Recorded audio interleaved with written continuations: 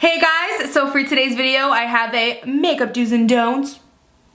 Do I look good? So in this video I'm pretty much sharing some makeup tips with you guys, giving you guys my own personal tips on do's and don'ts of makeup. Now I know makeup has no rules. I feel like if you do already some of the don'ts that I said you don't do when it comes to makeup and you love doing it, rock it. Like, I'm really big on just doing whatever you want regardless of what people say. So this video is less about telling people what they should and shouldn't do and more just about giving beginners my personal tips on how I like to do my makeup versus how I don't like to do my makeup. So I do hope that anyone who feels like they need a little bit of help with their makeup can learn something from this video, or even if you're just watching this video because you find it fun to watch, I hope you enjoy it. So if you guys are interested in checking out my personal makeup do's and don'ts, then just keep on watching. This is actually going to be the do's side and this is going to be the don'ts side. So when it comes to primer, I prefer to apply a small amount. I feel like one of the biggest mistakes that someone can make is just applying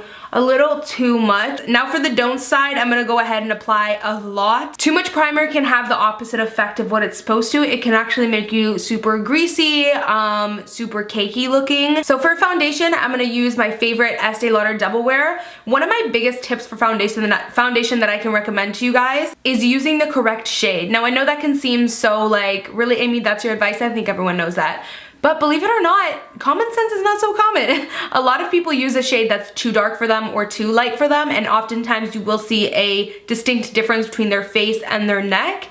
A big problem with that is you go from looking like you're wearing makeup to looking like you're wearing a mask. So that's definitely something I personally don't recommend. I do prefer to match foundation to my neck instead of my face. When you put on your foundation, it's going to cover your face. So I mean, really, your face, it doesn't matter what color it is, it matters what color your body and neck is. So definitely you want to make sure you are matching your foundation to your body and chest. A big tip of mine as well is to make sure you're blending out your foundation into the hairline, into the ears, and down to the neck, because that's just going to make sure that it all looks super seamless and again, less of a mask and more just seamless and flawless. So for the don't side, I'm actually going to use a shade that's a little bit darker. I'm going to take the Maybelline Better Skin Foundation in Sun Beige. This shade is way too orange and dark on me. So I don't know if you guys can tell, but my face up here is a lot darker than my neck, so that's personally a big no-no for me. Also, you can see my ears are a lot whiter than my face is. So moving on to concealer, I personally like to use a concealer that's like maybe 2, max 3 shades lighter than I am. Now for the don't side, I'm gonna go ahead and use a concealer that's way too light. This is a good like 5 to 6 shades lighter than this side. I'm just gonna go ahead and apply that underneath the eye. So you can see that's really light. A big don't as well is to leave these unblended lines. It looks very harsh, very drastic. Moving on to setting the skin, I'm gonna take the NYX HD finishing powder. This is one of my favorite finishing powders. It's transparent, so you really can't go wrong with it. You don't have to worry about choosing a shade or anything like that. So I'm just gonna go ahead and lightly kind of dab this on. For this side of my face, I'm gonna go ahead and use a powder that's way too dark for my skin tone. So now we're gonna move on to some contouring and highlighting. I'm gonna take the Kat Von D Shade and Light Contour Palette. For the do side, I'm gonna go ahead and take this really pretty yellow shade right here. It's really going to highlight the under eye without overly doing it. For the don't side, I'm gonna go ahead and use this really light porcelain cool tone shade, which is gonna be way too light. It's going to highlight the under eye for sure, but it's going to kind of overdo it a little bit, make it look super harsh and unnatural. So moving on to bronzing, definitely probably one of my favorite steps. You guys know this. So I'm just gonna take it from my ear and slowly buff it in right in this area to kind of add some dimension to my face and also help to sculpt the cheeks. So now for the don't side, I'm gonna use this Hourglass bronzer. This is a really great bronzer, but it does have the potential to go too far because it is super pigmented and it does have a little bit of an orangey warm undertone. You can go from nice to whoa, that's a lot of orange bronzer with this bronzer. So what you definitely don't want to do is apply way too much of it, because what that's going to do is look super unnatural and nobody wants that. You definitely don't want to do what I'm doing right now and give yourself a bronzer helmet. Shout out to Desi and Katie for that one. And I am going to also sculpt the jawline. Something you don't want to do is put way too much down here, because then you will see a visible dark line, which, I mean, let's just be honest, that ain't ever cute. Moving on to contouring, we're gonna take the same palette that we used I'm actually going to use the NARS Ita brush for this one, and that's because I want to show you guys how I personally love to use this brush. I'm going to go ahead and take this really nice shade right here in the middle, and I'm going to put it on slightly a bit of an angle. I'm not going to take it straight, just on a little bit of an angle, and contour. And you always want to make sure you blend upwards. So next I'm going to take a shade that's way too cool tone for this skin tone. If you are like a medium skin tone, like the foundation I used on this side, you definitely don't want to use a contour shade that's too cool tone, because the problem is it's actually going to have the opposite effect as it would on someone who's lighter skin. It's going to look actually really ashy. So what I'm going to do is show you guys how that looks. I'm also going to show you guys with this NARS Ita brush. I personally don't like when you do it straight on. So a lot of people kind of think, oh, let me contour and do this like super straight line. But what that actually ends up doing is looking very, very, very unnatural. You can see how unnatural that is. Moving on to blush, I'm going to take the Urban Decay Fetish Blush. So I'm just going to lightly dab it. I don't know if you guys can see that, but there's barely any product on there. I am going to start at the top and work it down. Now what this is going to do is make it gradually like have this ombre effect down your cheek instead of just like putting it right on the apples. For the don't side, we're gonna kind of put a little bit too much on, and we're gonna start at the apples of the cheeks. Like I said, if you're putting on blush like this, what that is doing is all of a sudden now you have highlight, bronzer, circle of blush. Okay, so moving on to highlight, I'm going to take this Becca Jaclyn Hill palette. For the dew side, I am just going to use Champagne Pop and apply it on the cheekbones. I'm also just going to dust it on the top of my brow and down the center. So for the don't side, I'm going to go ahead and use Pearl, and Pearl is definitely a shade that's way, way, way too light for, like I would even say light to medium skin tones. This is really great for like fair to light skin tones. It's going to look extremely ashy and very, very, very white. Like it's going to show up legit white. Also, I'm going to apply some right on the temple, which is going to accentuate my rounder face, which we definitely don't want. Moving on to eyebrows, I am going to take the Anastasia Beverly Hills Dip Brow in the shade Dark Brown. I'm going to go ahead and do the dew side first.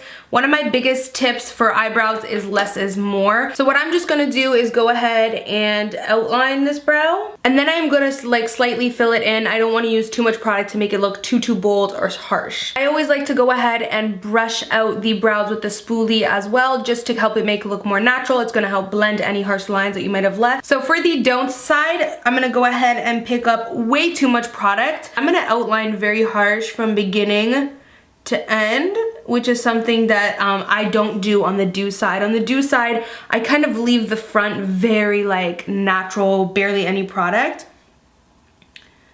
So I'm gonna go ahead and shape the entire brow. Something that I personally don't like as well is when you do like the super boxy brow. So if you put like this really harsh line at the front and you make like this square box, just because it does look very, very painted and dramatic looking. So moving on to the eyes, I actually want to do a full video makeup do's and don'ts just on eyeshadow tips. So let me know if you guys are interested in that. Like, thumbs up this video if you are interested in that. But for this video, I'm going to briefly kind of run through some eyeshadow do's and don'ts. But I'm going to go ahead and prime my eyelids. This is the MAC Soft Ochre Paint Pot. And I like to prime my eyelids just because it helps your eyeshadow last all day, helps it from creasing. For the don't side, we're actually not even gonna bother priming the eyelids. If you don't prime the eyelids, you're gonna get creasing, your eyeshadow's not gonna last as long, your blending is not gonna blend as good. So to start off, what I'm actually gonna do is go ahead and set my primer on the dew side. The eyeshadow you're gonna put on afterwards is gonna glide really nice on top of it, and it's gonna look super blended and smooth. One of my favorite things to do is use a transition shade. What this is gonna do is just give you a really nice kind of shade for whatever color you put on after this. This is gonna give you a shade for that color to blend into. So next I'm gonna go ahead and take another fluffy brush. I'm just gonna take a darker brown. I'm gonna take this one right here, and I'm just gonna work that right into the crease. Now with this, you wanna just be very light-handed, very fluffy, airy, so that you can blend everything out. So next, one of my favorite tricks is actually just using my finger to apply the lid shade. I'm gonna take this really pretty like shimmery shade and go ahead and just apply it right on the lid. I am also going to take the same transition shade I used before and shade the lower lash line. This is going to help complete the eye look. I'm also going to take the same Champagne Pop highlight that I used for my cheeks and pop that right in the inner corner. For this video, I want to address a don't in eyeshadow that I feel, I think a lot of people still do, just because I think that's how you used to do it maybe years ago. Something that I definitely don't recommend when doing eyeshadow is just taking the lid shade and applying it all over without a crease shade and just kind of like bring it upwards all over the entire eye area. Now what this does is it looks, I hate to say the word tacky, but it kind of does. It just looks kind of tacky. It just looks very dramatic, very harsh. So for mascara, I'm going to use the Maybelline Lash Sensational, and one of my huge tips when it comes to mascara is tilting my head backwards so that I can really get into the root and apply it upwards. We are going to be putting on lashes for today, so this is just going to be kind of a base coat for the lashes. So I almost just forgot to show you guys some eyeliner do and don'ts. For the do side, I'm just going to go ahead and create a wing. I'm going to start in the inner corner here.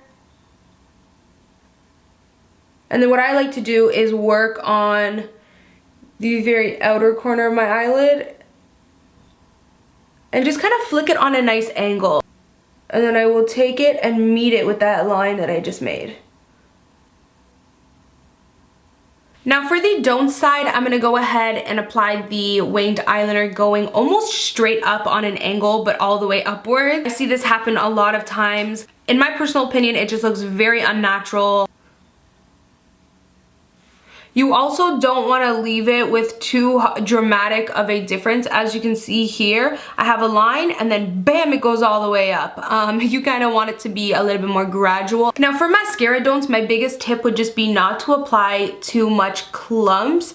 I feel like if you apply too much clumps, it definitely looks very cakey and unnatural. Now I'm glad this happened. As you can see, I got a little bit of mascara right on the lid there. A big issue is leaving that there. Obviously you don't want to have mascara on your eyelids, but everyone makes that mistake. I do it all the time. So what you want to do is actually let it dry, and then you can actually flick it off with an eyeshadow brush or a Q-tip. So I'm just going to bring you guys in super close so you can see this eye is just very clumpy on the lashes, and the eyeliner is just whoop,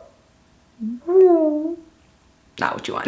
So when it comes to applying lashes, I like to go ahead and start in the center, work my way to the outer edge, and then do the inner corner. So when applying for the don't side, I'm going to layer on way too much glue, and what that's gonna do is just make a complete mess out of the application process, because it's going to make it super slippery. It's not going to kind of be tacky and adhere on. A huge problem when applying lashes for a lot of people is that the inner corner won't stick, and that can either be a problem of not applying enough glue there or not allowing the glue to dry long enough. I'm also going to apply some lower lash line mascara, but on the don't side, I'm going to go ahead and apply way too much bottom lash line mascara, and I'm gonna kind of let it clump up a little bit.